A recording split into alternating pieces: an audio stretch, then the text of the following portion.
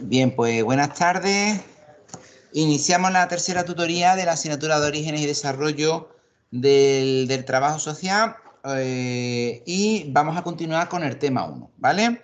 Voy a estar mirando para allá y para acá porque tenemos el aula con gente y también tenemos personas en casa, entonces deberíamos tener esto de otra manera para poderlo hacer más, para mí por lo menos no está así, que es muy raro. Un poquito más, sí, una cosa así, una cosa apañada de esta.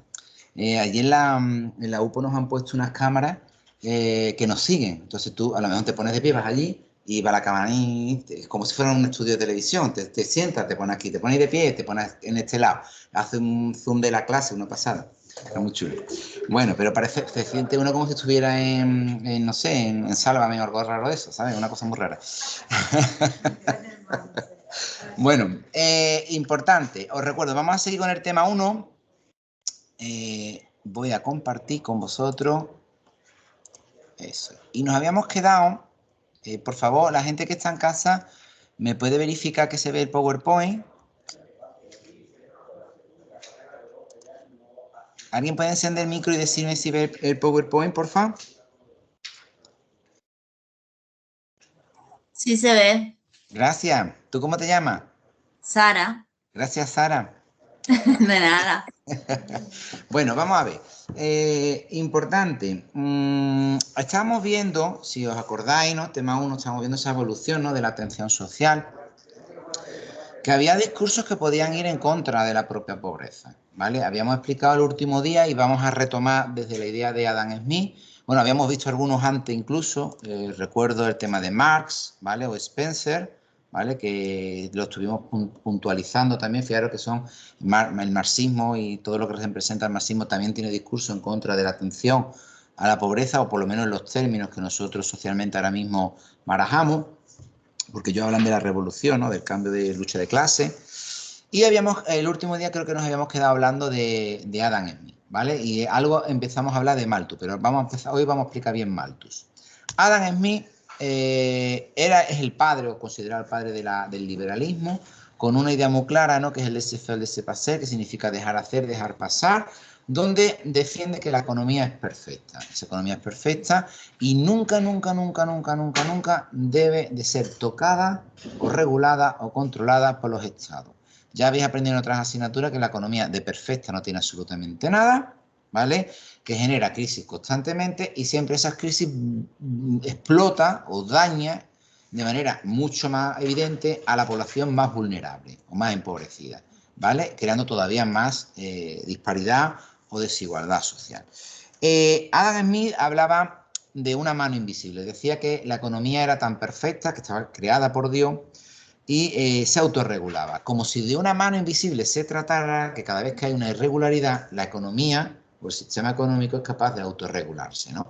Por eso vais a conocer los textos de la famosa mano invisible de Adam Smith como este principio del laissez-faire, laissez-passer, ¿vale? Ese es uno de los ideales básicos del liberalismo que hoy día se siguen aplicando. ¿Que ¿Por qué es un discurso contrario a la pobreza o de la lucha contra la pobreza? Pues muy sencillo. Porque cualquier derecho social hoy día se llaman derechos sociales y económicos. Significa que tiene que haber dinero de por medio para regular ese derecho social. Un ejemplo, un derecho social como las pensiones.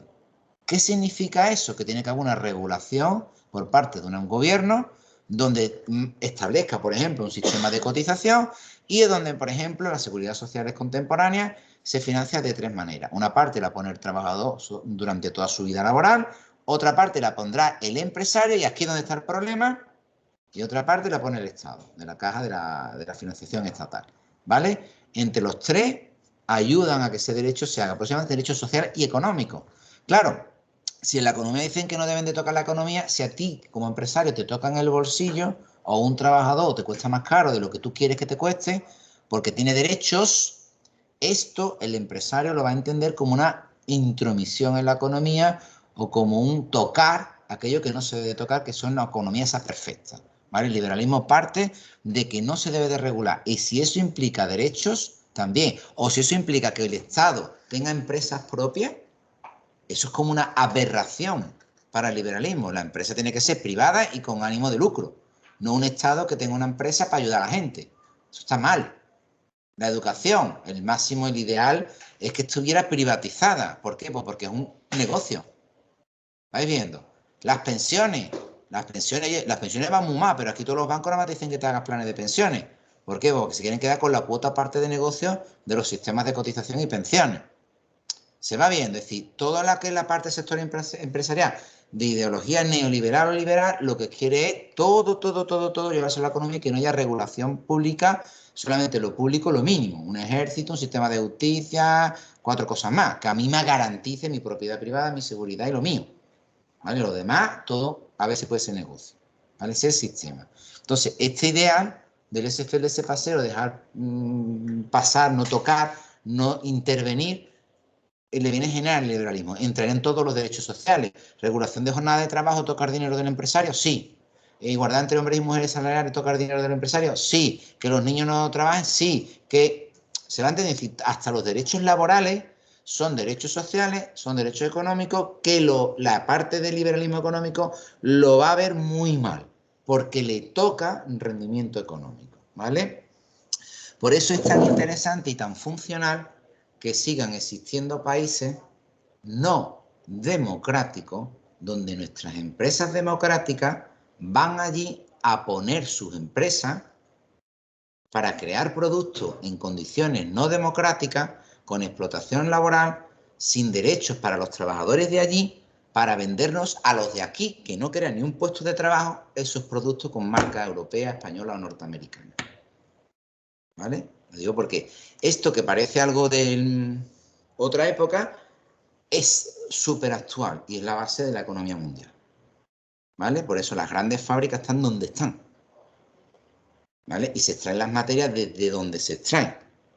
Y se fabrica y se vende a quienes se venden. ¿Vale? Esto es muy, muy importante. Todo este sistema está perfectamente estructurado de esa manera. Se interesa mucho, mucho, mucho que haya países donde no haya regulación laboral, no haya derecho. Y si puede haber totalitarismo, es mejor, porque con dinero no necesitas una ley, solamente un permiso. Yo pongo mi fábrica, tú me proteges, tú haces que los trabajadores estén calladitos y yo te doy dinero para X tiempo, sea Estado, sea quien sea. La corrupción es maravillosa para el sistema capitalista. Recordad que en la corrupción siempre hay dos partes, el corrupto y el que corrompe. ¿Vais viendo? No, el corrupto recibe dinero, pero hay alguien que le da el dinero, que se beneficia aún más de ese dinero que está dando, porque solamente una parte. ¿Vais viendo? Pasa que esa parte, como estamos en la universidad, podemos hablar con claridad. Pero normalmente en la calle, oye, eso nunca se suele decir. Siempre va a fulanito está un corrupto, sí, pero yo quisiera saber qué empresa lo ha corrompido. Eso estaría guay, que toda la gente supiera qué empresas son las corruptoras, que corrompen a los políticos. Si son constructoras, pues ya vamos a ver qué empresas son, que la gente lo sepa. A ver qué haría la gente con esas empresas. A lo mejor ya no les mola seguir a esas empresas o... ¿Se está entendiendo? ¿Vale? O sea, siempre hay un corrupto y alguien que corrompe, ¿vale? Porque el dinero, el corrupto lo recibe, alguien te lo tiene que dar, ¿vale? Normalmente es un ciclo, se le roba a la administración pública y le llega una parte, pero hay alguien que urge o teje todo este sistema, ¿no? Vamos, me estoy saliendo un poco del tema. Bueno, vamos a ir viendo otros discursos. Muy importante, Malthus. Malthus el otro día estuvimos hablando de que era un científico social, de hecho os puse una foto, ¿vale?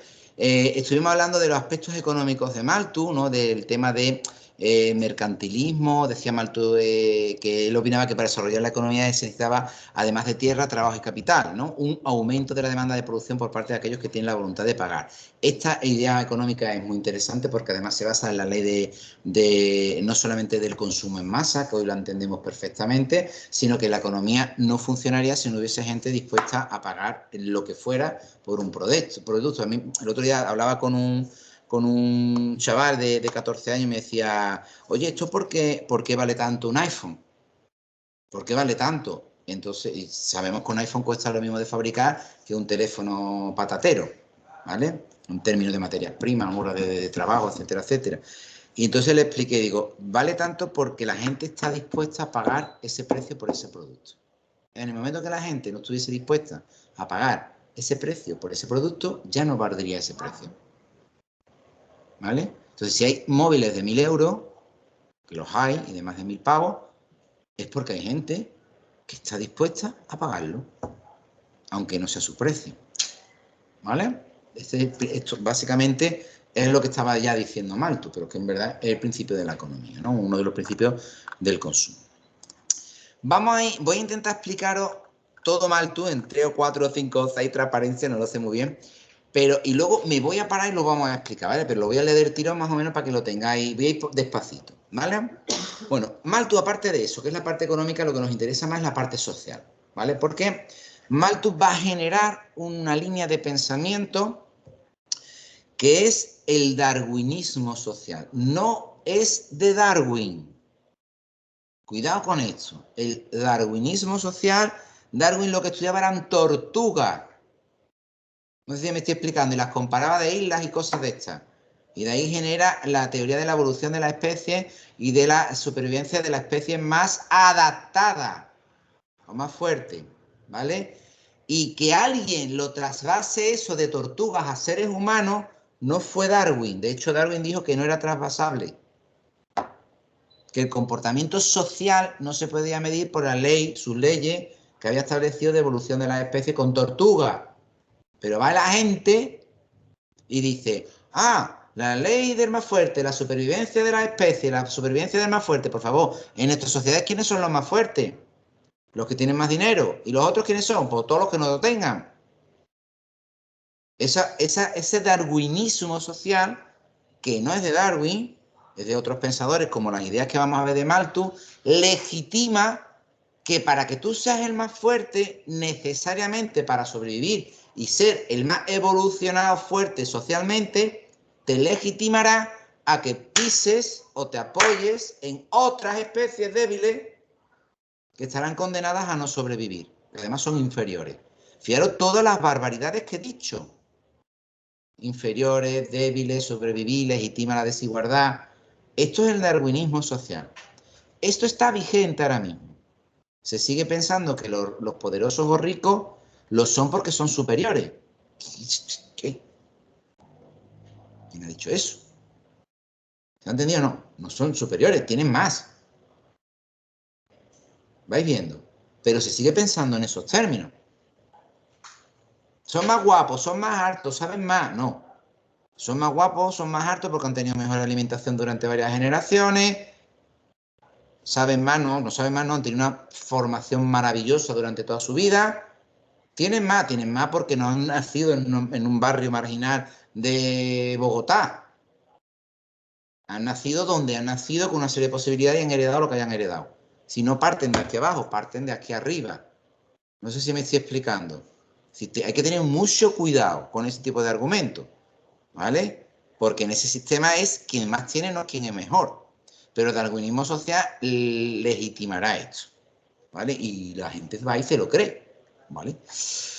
Malthus, vamos a ir explicando, ¿vale? Entonces, fijaros, el malthusianismo es uno de los motores del darwinismo social que existe hasta hoy, ¿vale? No tiene nada que ver con Darwin, ¿vale? Malthus plantea el problema que existe entre recursos y población. Él dijimos el otro día que era un científico social, era un demógrafo, él estudia la población. Pero fijaros la de cosas que va a decir a partir de su estudio. Para resolverlo decía que teníamos un problema entre los recursos y la cantidad de gente que hay. El problema os lo podéis imaginar. Mucha gente y no hay recursos para todo el mundo. Problema básico, ¿vale? Recursos, población.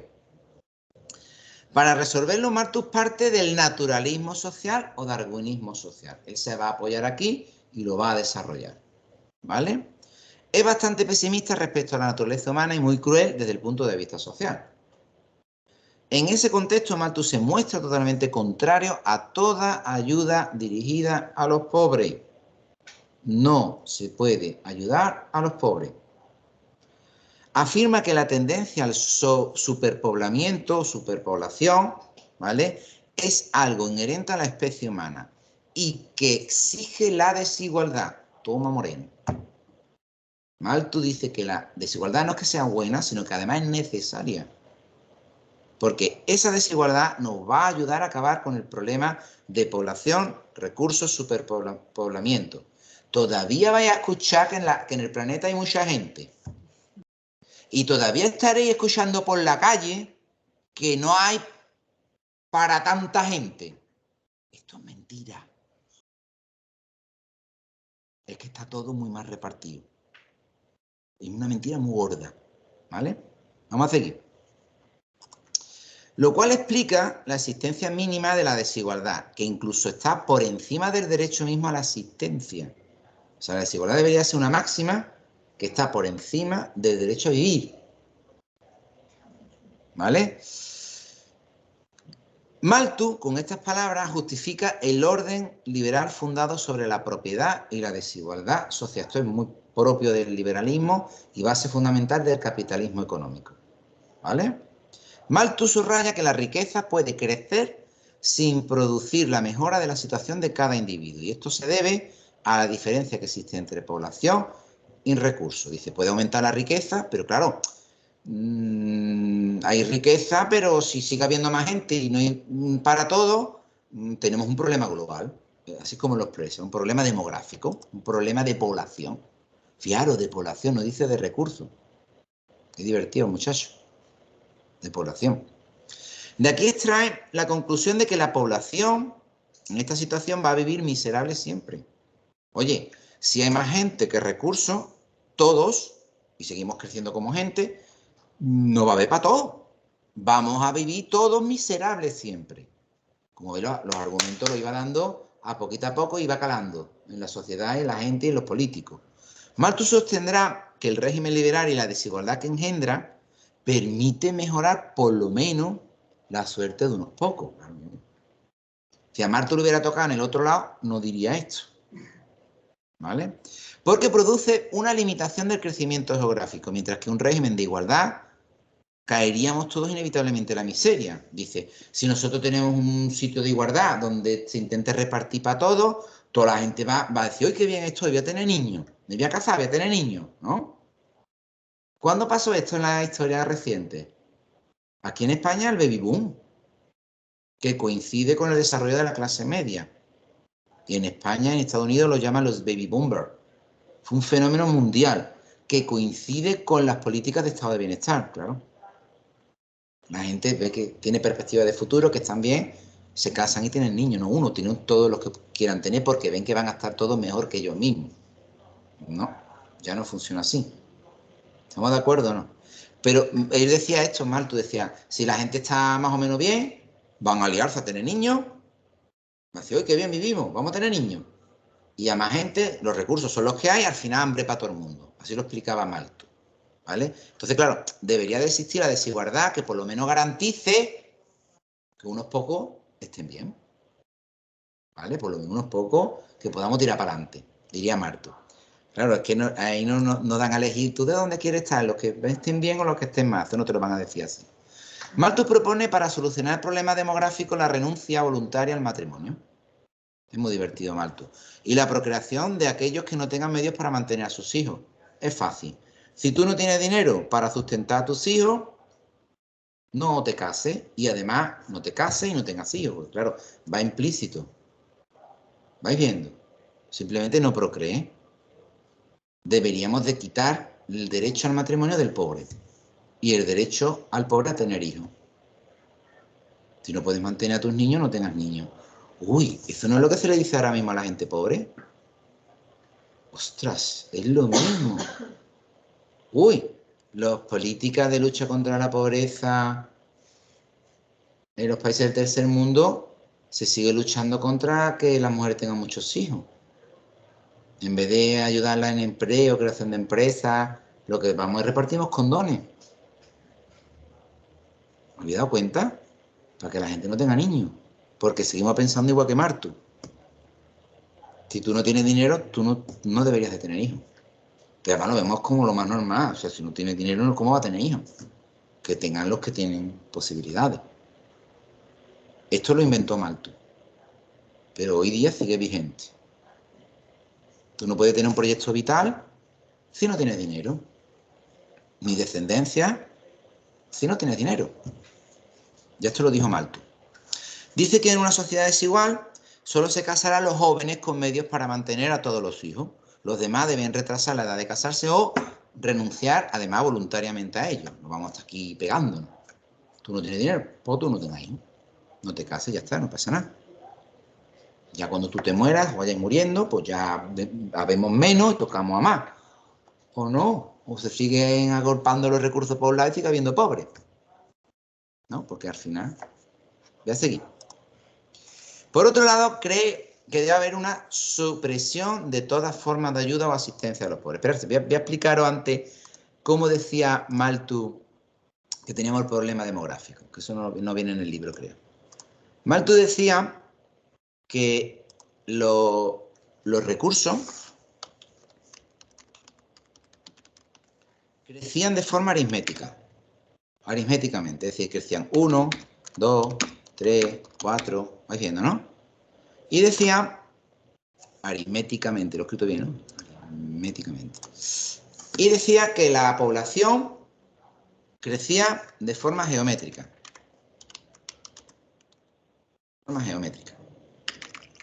Es decir, 1, 2,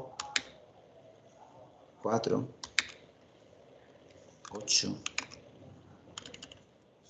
Claro, llegaba Marto y ponía esto en una pizarra y decía a la gente, ¡oh! ¡Hoy, hoy, hoy, hoy!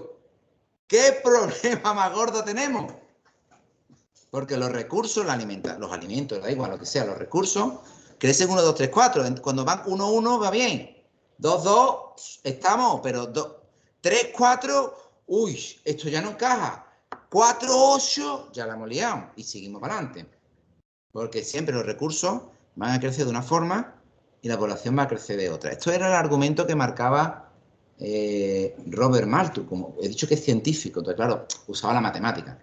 Y esto, visto así, dices tú, estamos en un desastre humanitario, tenemos que empezar ya a restringir, no puede haber tanta gente, la gente pobre debería dejar de tener hijos, porque al final, si esto sigue así, ni los ricos vamos a comer. ¿Se va entendiendo? Porque es que va a ser imposible. ¿Cuál es el fallo de esto? En casa, también miradlo, por favor. Esto tiene un fallo, evidentemente. Así contado, es contundente. El fallo es que es mentira. No crecen aritméticamente los recursos y geométricamente la población. El problema es que si a ti te dicen que no hay para todo, ¿cómo es que tiramos tanta comida? ¿Cómo es que nos sobra tanta alimentación? ¿Cómo es que una parte del planeta muere por exceso de calorías, mientras que otra parte del planeta muere porque no tiene las calorías necesarias para la subsistencia? No sé si me estoy explicando. Esto no significa que haya un desequilibrio de recursos, significa que están agolpados los recursos en unos sitios y en otros no están llegando. Cuando además los recursos se transfieren de un sitio a otro y van con canales muy concretos, ¿vale? Donde salen de unos sitios y llegan a otras manos. Tampoco es un problema de recursos, es un problema de distribución o que siempre van a las mismas manos. No sé si me estoy explicando. Esto no lo va a contar Malthus. Malthus no se plantea que tengan los ricos mucho dinero o que tengan muchos bienes o que no paguen impuestos. Eso no lo van a decir. Los impuestos, por cierto, es intervencionismo también en la economía. Que un rico pague impuestos, los ricos lo ven muy mal, que lo paguen la clase media. Lo ven estupendamente, pero los ricos no. ¿Sabéis cuánto pago yo de impuestos? Pues yo soy funcionario. Yo pago, no sé, 24, 23, por ahí está, de mi nómina. Me ha impuesto. Yo soy feliz, ¿eh? Porque yo sé que de ahí se ilumina mi calle, mi niño va a un colegio público, mi suegro es pensionista, de ahí un cachito le va para él, y también está malo, pues del médico que lo atiende, pues también otro cachito va para allá. No sé si me estoy explicando. Yo me siento feliz, pero después me siento tonto porque me entero que mi banco, por ley, paga el 7% de sus beneficios, yo 23%. Legal, ¿eh? Oh. Que hay empresas que no cotizan en impuestos en España. Ahora quieren poner 15% a las grandes multinacionales. ¿Sabéis cuánto pagan las grandes fortunas en España? Por ley, ¿eh? No, es legal lo que os estoy contando. El 1%, yo el 23, ¿eh? 23.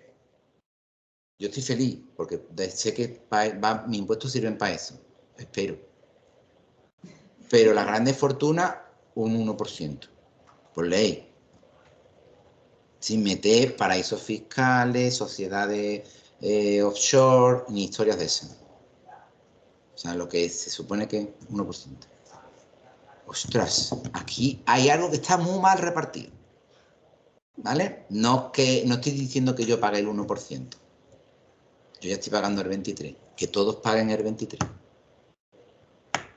Sería guay. Ya no habría problema de pensión en España. Perdonadme que me vaya, pero es que tiene mucho que ver con este razonamiento. Para Martus propone, para solucionar este problema, porque partía de este problema, es pensar recursos, población, ¿vale? Hay que solucionar el problema demográfico en la renuncia voluntaria al matrimonio, etcétera, etcétera.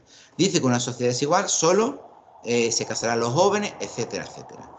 Por lo tanto, por otro lado, cree que debe haber una supresión de toda forma de ayuda o asistencia a los pobres. A más les ayude, recordad, más lo animo a que se casen y tengan hijos porque están mejor, hambre para todo. Tengo el razonamiento de Martus, ¿vale? Porque si se ayuda a los pobres van a estar mejor, van a querer tener hijos, van a aumentar la población y por tanto todos pasaremos más hambre. Los argumentos son tela de contundente, dan miedo, explicado así, ¿vale? Por tanto, el ayudar a los pobres es hacerles daño. Se produce desigualdad que evidentemente beneficiará a los que más tienen. Y por lo menos garantizamos la supervivencia de los más fuertes. Darwinismo social. Que los más adaptados, los que más tienen, son los que deberían de sobrevivir y tener hijos. Y además alargar su especie, su grupo, su progenie. Los demás no deberían ni de casarse, ni de tener hijos, ni de recibir ayuda. Ya se irán muriendo. Vamos resolviendo el problema. Eso sí, los que puedan que tengan hijos, muchos sí. Pero solo estos.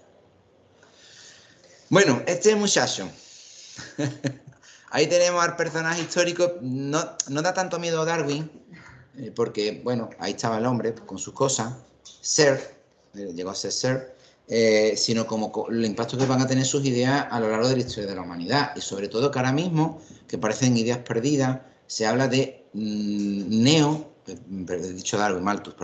neomaltusianismo. El maltusianismo sigue vigente, ¿vale? Todavía la ONU, Naciones Unidas, la OMS, cree que nuestro principal problema es un problema de sobrepoblación. Oye, y siempre se le dice a los países pobres que deben de controlar la natalidad. Siempre a los países pobres. Solamente ellos tienen que controlar la natalidad. Vamos, lo que le están diciendo es, haz lo que queráis, pero si tenéis muchos hijos, que sepáis que os vais a morir de hambre porque nosotros el problema que tenemos mundial no lo vamos a cambiar. En verdad te están diciendo eso, ¿eh? Si te están diciendo controla la natalidad. ¿Vale? Aparte que hay teorías de la natalidad, como son las explosiones demográficas, etcétera, etcétera, las curvas de explosión demográfica, que dice que una sociedad llega un momento en que controla su propia natalidad. ¿Vale? Pero bueno, vamos a dejarlo ahí. Otra gente. Vamos a hablar ahora de David Ricardo. David Ricardo es un economista también de la época muy importante que crea una cosa que se llama la teoría del valor. ¿Vale? Afirma que el precio de un producto depende de la cantidad de trabajo empleado y de la cantidad de trabajo empleado, depende de la cantidad de trabajo empleado en él. Es decir, el valor de una mercancía se mide por la cantidad de trabajo necesario para su producción. Es decir, a más horas de trabajo requiera para producirlo, debería de valer más. ¿Estamos de acuerdo o no? Los salarios, al ser regulados por la oferta y la demanda, tenderán, dice David Ricardo, a disminuir porque el número de obreros crecerá más rápidamente que las ofertas de empleo. Uy. Vamos a repetir esa frase. Los salarios, al ser regulados por la oferta y la demanda, os recuerdo que los trabajadores se nos llama mercado de trabajo. Claro, dices, ostras, si yo estoy en el mercado de trabajo, ¿yo qué soy? ¿Una mercancía? Sí, pero una mercancía. Cuando tú estudias esta carrera en la UNED, tu mercancía, lo que estás haciendo es darle valor a tu mercancía, a lo que tú representas como mercancía en el mercado de trabajo. Eso es lo que estás haciendo. Menos mal. ¿Se entiende? O sea, te están diciendo que tú eres una mercancía. Pero aquí se está diciendo que los salarios a ser regulados por la oferta y la demanda tenderán a disminuir, los salarios a bajar, porque el número de obreros crecerá más rápidamente que las ofertas de empleo. a más obrero haya y menos trabajo haya, o lo que es lo mismo, a más desempleo haya, salarios más baratos. Mola. Mola si no eres el trabajador. Si eres el trabajador, muy mal. Una pasada lo que están haciendo contigo. Pero si tú eres el empresario, a más gente... A ver, espera. Resulta que a más gente haya desempleada en esta sociedad en la que yo viva, da igual el país o la región. Ostras, ¿verdad? A más desempleo haya, salarios más bajos. ¿Por qué? Porque por corrección de oferta y demanda habría un montón de demandantes de empleo y muy pocos puestos de trabajo. Es decir, estarían dispuestos a ofertar su mano de obra cada vez a salarios más miserables. Uy, ¿no es lo que está ocurriendo? Por eso, desde los años 70, años 80, se produce una destrucción sistemática del empleo. Ya no estamos en sociedades de pleno empleo, que han existido. Existen algunas todavía. Nosotros hemos llegado hasta la época franquista en España, que no éramos democracia, por política económica de tipo keynesiano, se han llegado a estar en periodos concretos de tiempo con pleno empleo. Pleno empleo significan tasas de desempleo por debajo del 5%. Es decir, son empleos, en vez de desempleo transitorio, se le llama. ¿Vale? Aquí se ha llegado hasta. Fiaros. Pero ahora mismo, o sea, desde los años 70-80, a nivel global, destrucción de empleo. ¿Qué se consigue? Salarios más bajos, clase media también más empobrecida, pero salarios más bajos, ¿vale? Y aumentar los beneficios empresariales, porque el producto es el mismo, la fabricación y el tiempo con la nueva tecnología se reducen también, pero oye, las cosas cada vez cuestan más, pero se paga menos por su producción, entre ellos los salarios.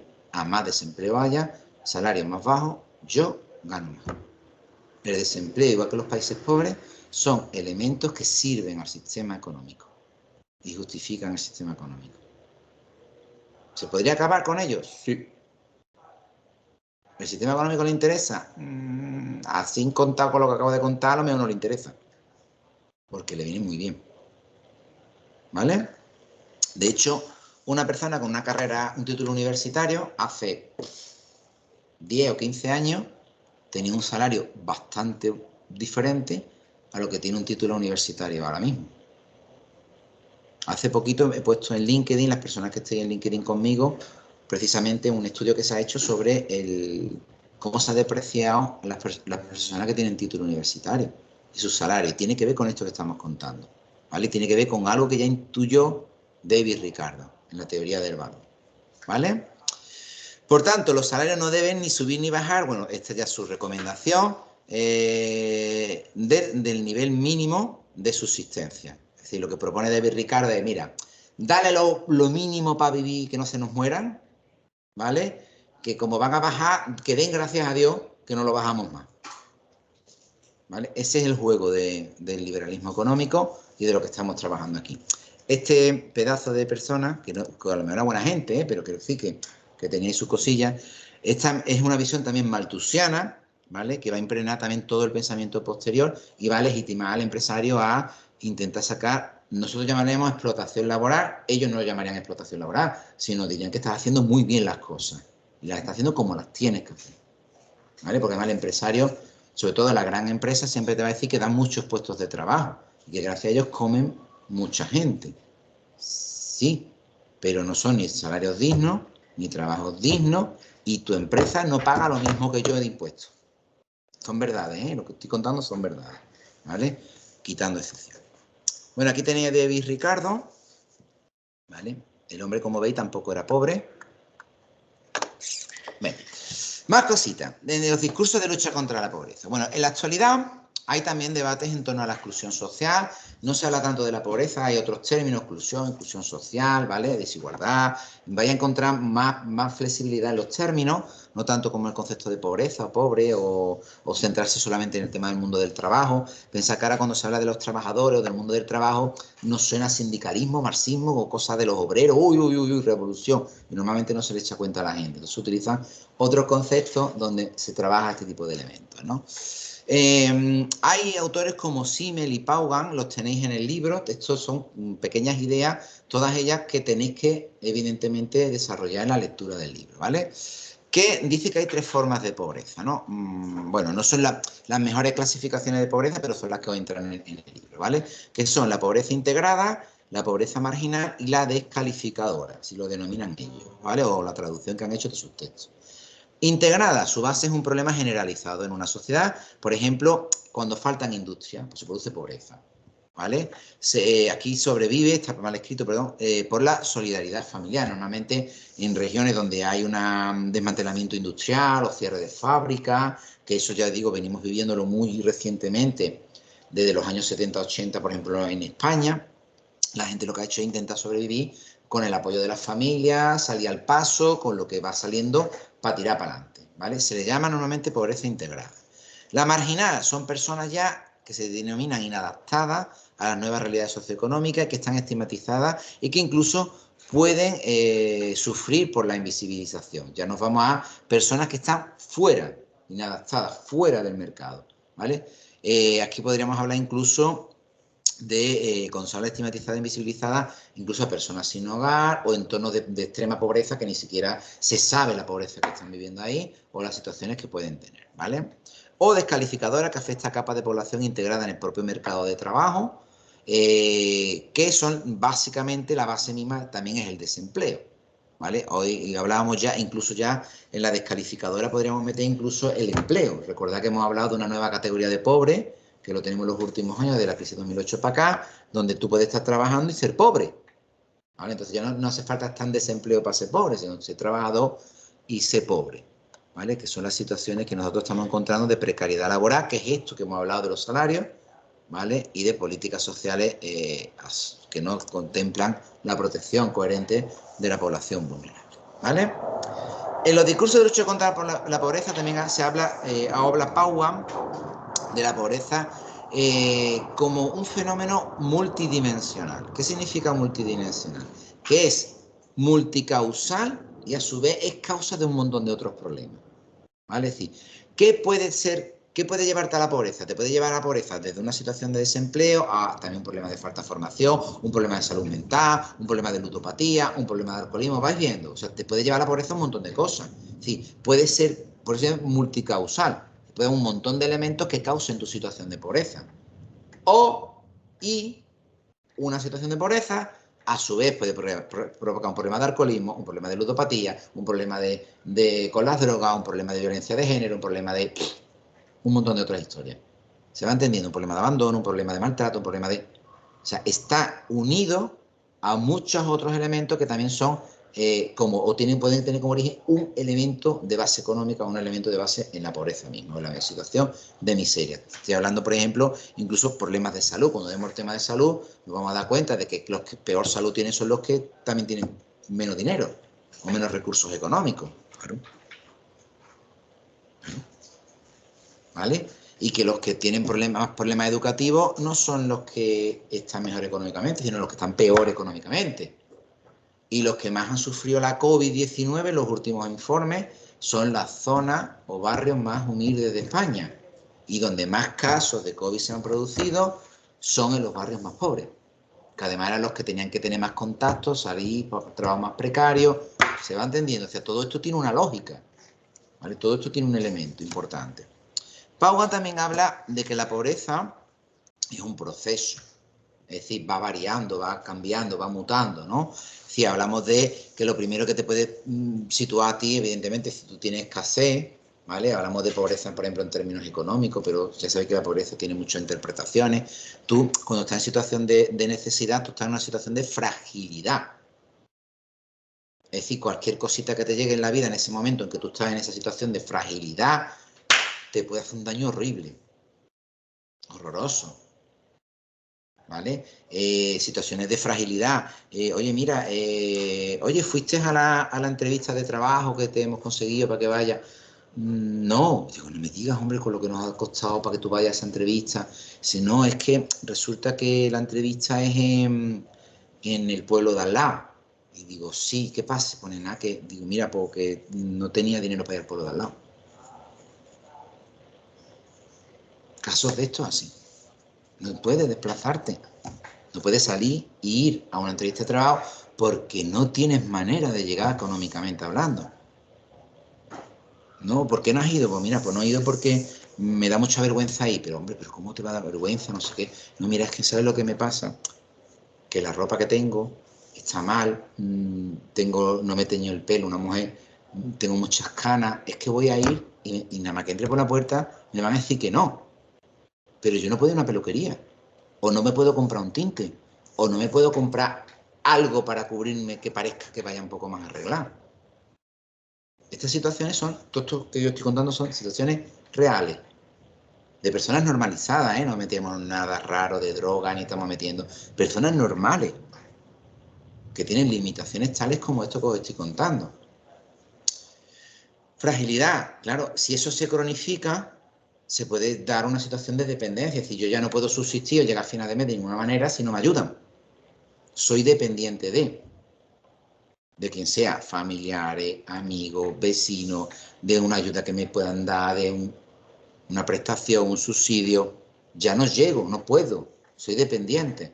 Pero es que si eso se cronifica, dice Paugan, que podría ya producirse una ruptura. Entonces ya hablamos de procesos de exclusión social, que es cuando ya fragmentamos y esa persona termina fuera o sin núcleo familiar ya en la más absoluta desintegración familiar o desestructuración familiar o exclusión social, ¿vale? Ya hablaríamos también incluso de fenómenos asociados sin hogarismo o lo que sea, ¿vale? Todos esos fenómenos los podemos encontrar aquí, ¿vale?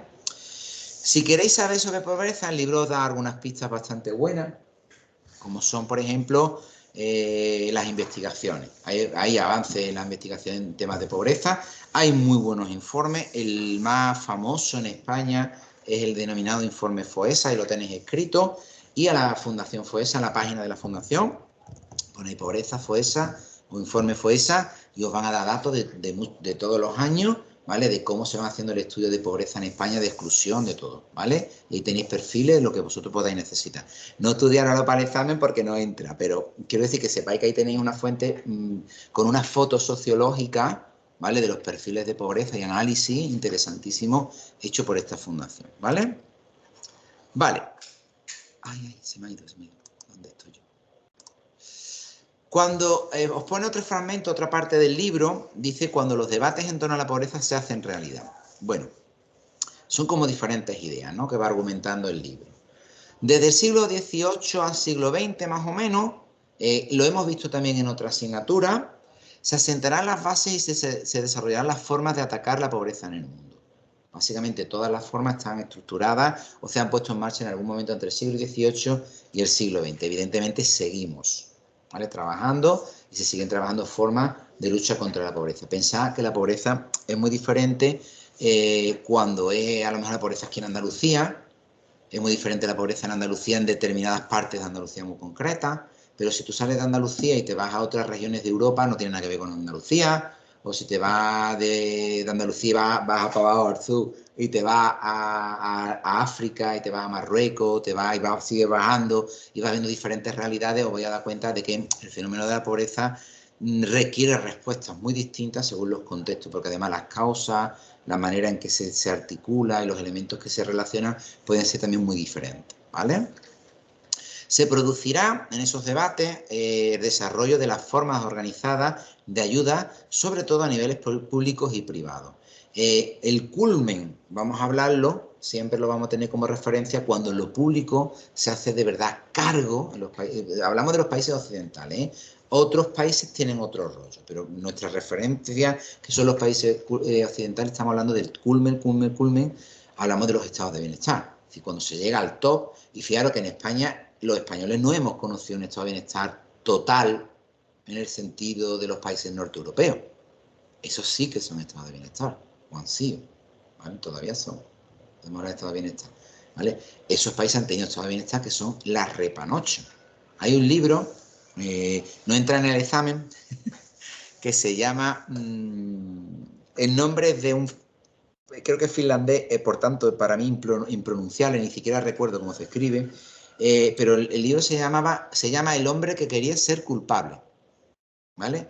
y describe las aventuras de una persona que en su sociedad de estado de bienestar, cada vez que mete la pata o hace algo malo, le pasa algo malo, va y lo protege. Le ponen una casa, le ponen un trabajo, le buscan una ayuda, un asistente social, le dan una no sé qué, le ponen. Y entonces él quería ser culpable de sus malas decisiones en la vida, pero el libro cuenta cómo la sociedad lo protegía tanto que no podía nunca ser culpable porque no lo dejaban ser culpable, ¿vale? Estoy simplificando mucho la historia, pero más o menos para que veáis el retrato de esa protección, niveles de protección que podemos encontrar en otros países, ¿vale? Cuando yo en mis clases, aquí no puedo hacerlo, pero en otros contextos sí, a lo mejor invitamos a finlandeses, a noruegos, etcétera, etcétera, yo siempre les digo, vente para acá y cuéntanos tu estado de bienestar. ¿Cómo protege tu estado, por ejemplo? Políticas públicas de esto, políticas públicas, y el foro, que normalmente es nacional, ¿vale? Alucina en colores. A día de hoy, no estoy hablando hace 20 años, a día de hoy alucina con las medidas de protección, las diferencias que hay entre unos sitios y otros, ¿vale? Pero evidente que durante todo este tiempo ha habido una evolución, ¿vale? Que es lo que estamos explicando aquí. Hay un autor que se llama Sarasa, que dice, la asistencia va a ser una acción que va dirigida más a mitigar las consecuencias de las situaciones más graves de desigualdad que a buscar o lograr la igualdad y la cohesión social. Esta es una de las principales críticas que tienen nuestras formas de atención a la necesidad o a la desigualdad. Es decir, nosotros lo que hacemos en verdad es como, imaginaros que la pobreza, por favor, entenderme si ni solamente sirve de ejemplo, ¿vale? Fuera una enfermedad. Y nosotros, para esa enfermedad, solamente vamos a tratarla en función de los síntomas que tiene. Por ejemplo, si te duele la cabeza, pastilla para el dolor de cabeza. Si te duele la barriga, pastilla para el dolor de barriga. Si te duele la rodilla, pastilla para la rodilla. ¿Se ha entendido? Pero nunca, nunca, nunca, nunca acabamos con la enfermedad que es la que provoca todos esos daños. ¿Se ha entendido? Esto es lo que está diciendo aquí Sarasa. Exacto. Nosotros técnicamente lo que hacemos es poner parche, ¿vale? Poner tirita, pero nunca vamos a la esencia misma del problema social que todo el tiempo está generando pobreza, o que hace que una familia constantemente tenga que ir a pedir ayuda, ¿vale? Como una revisión crítica de la función social y de los elementos en el que nosotros somos partícipes. Piensa que muchos trabajadores sociales se pueden sentir muy mal con su trabajo social porque ven que por más que hacen, siempre se encuentran los mismos casos, las mismas familias cada cierto tiempo. Al principio te puede llamar la atención, pero puede llegar un momento en que tú te puedes sentir muy frustrado. Y tienes que pensar que muchas veces no es por tu intervención profesional, es que el propio sistema llega hasta ahí, en algunos casos, ¿vale? Y os podéis sentir mal. Agentes protagonistas de la intervención social, de esa intervención social. Bueno, pues hay varios, ¿no? Chicos, lo vamos a dejar aquí porque no me quiero comer el tiempo de... Bueno, vamos a dar los agentes. Protagonistas son muy fáciles, ¿vale? Los vais a tener en el libro. A lo largo de la historia, dos clásicos que han sido la Iglesia sobre todo, siempre hablamos de sociedad occidental. Y digo, si nos vamos a otros sitios del mundo, hay variaciones, pero los referentes nuestros culturales han sido la Iglesia y posteriormente la incorporación de los estados, ¿vale? Las administraciones públicas. Pero ojo, también la familia. Es decir, para que nos entendamos, lo normal es que siempre esté la familia, y cuando la familia no está, por lo que sea, porque no haya familia, porque no haya relaciones, porque esté lejos, es cuando se articulan otro tipo de medidas. Es decir, normalmente las redes de atención social, ¿vale? En la esfera mediterránea es muy importante, os vais a ver, por ejemplo, en el cuidado de mayores, ¿vale? En la esfera tradicional mediterránea, ¿dónde se cuidan los mayores? En las familias. ¿Quién los cuida? Las mujeres, ¿vale? Hay una cuestión de género muy importante. A día de hoy, el cuidador principal de una persona dependiente en España no es una residencia, ni un centro de día, ni un sitio de domicilio, ni la ley de dependencia. Es una señora, que normalmente es la mujer, eso es una figura femenina. Y en segunda instancia es la hija. Y en tercera instancia, la nuera. ¿Vale? Esto lo dicen los estudios a día de hoy, ¿vale? Y luego están los sistemas de protección, pero básicamente sigue siendo la familia y con esas consecuencias de género, digamos. Y la Iglesia y el Estado, ¿vale? Agentes concretos, hombre, pues siempre en una relación de atención social está el que necesita ayuda, lo llamaremos asistido. Habrá alguien que aporte los recursos, que se le llama donante, puede ser el Estado, puede ser la Iglesia, puede ser una persona particular, pero siempre alguien aporta los recursos, se le llama donante, y un mediador. De esos tres, ¿quién es el trabajador social? El mediador. Normalmente nosotros estamos entre medio de donde venga el recurso y a donde debería de ir la ayuda del recurso. ¿Vale? ¿Vale? Normalmente nosotros no somos los asistidos, cuando hacemos trabajo social, normalmente nosotros no somos los donantes, o no lo deberíamos de ser, cuidado con eso. ¿Vale? Y lo dejamos aquí. El próximo día cerramos tema 1 e iniciamos tema 2. ¿Vale? Bueno, que tengáis una muy buena semana. Me despido de vosotros y de vosotras. Hasta luego.